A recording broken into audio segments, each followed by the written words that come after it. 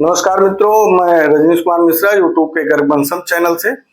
और स्वतंत्रता संग्राम में अमोढ़ा राज का गौरवशाली योगदान भाग 2 में हमने आपसे चर्चा किया था कि जयपुर नरेश कंस नारायण सिंह और कन्या के पिता से कूटनीतिक आधार पर कुछ बात हुई।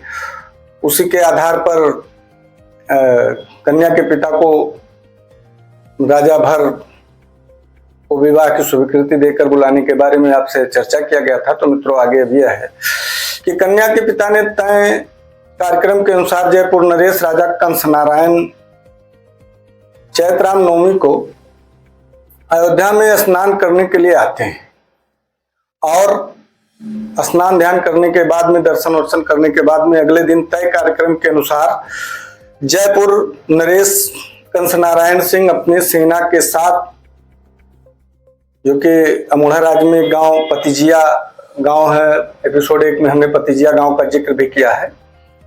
तो गांव के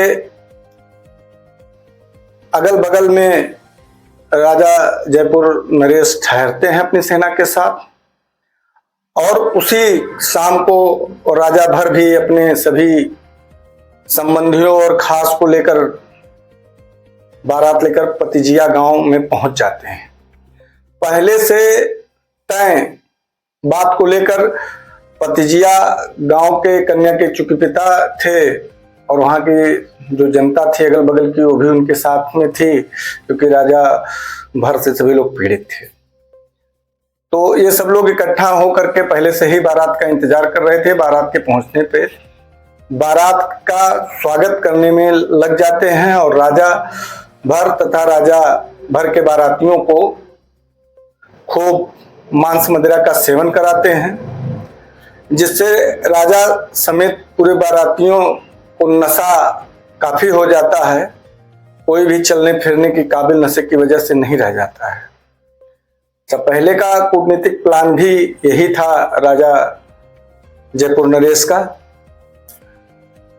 सारे बाराती अपना होशो हवास खो देते हैं, कोई चलने फिरने के काबिल नहीं रहता है। इतना मांस मदिरा का सेवन कर लेते हैं कि वो जहां बैठे हैं वहीं लुढ़के पड़े रहते हैं, कोई इधर पड़ा रहता है, कोई उधर पड़ा रहता है। और इसकी सूचना गांव के लोग धीरे से जाकर के जयपुर नरेश राजा कंस नारायण को देते हैं। और राजा कंस नारायण पहले से ही तैयार थे, अपनी सेना के साथ तैयार थे। फिर वो आते हैं और वहां की जनता भी राजा कंस नारायण के साथ में मिलकर के भर वंश के राजा तथा उनके बाराती, उनके सगे संबंधियों को सभी को एक तरफ से मौत के घाट उतार देते हैं। और अमोढ़ा राज पूरी तरीके से भर वंश के राजा से मुक्त हो जाता है। वहां के जनता में काफी प्रसन्नता रहती है, क्योंकि वो बहुत अन्यायी थे। और सुरा सुंदरी पहले भी मैं कह चुका हूं कि उसमें वो हमेशा डूबे रहते थे। तो इन सबसे वहां की जनता और वहां की जो है प्रजा सब छुटकारा पा जाती है।